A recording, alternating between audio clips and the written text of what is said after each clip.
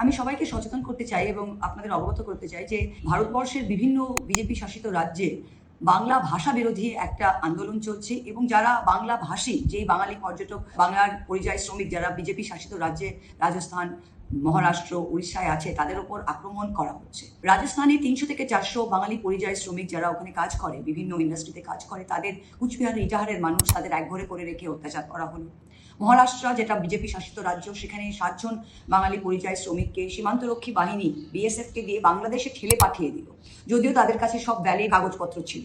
পশ্চিমবঙ্গ সরকার আবার তাদের নিয়ে রক্ষে করে নিয়ে এলো। এখন দেখা যাচ্ছে উড়িষ্যায়, প্রথমে মালদা জেলার, তারপর মুর্শিদাবাদ জেলার, বিভিন্ন জেলার মানুষকে যারা পরিযায়ী শ্রমিক উড়িষ্যায় বহু বছর ধরে তারা কাজ করছে। গত ১ বছর ধরে উড়িষ্যায় বিজেপি শাসন হয়েছে।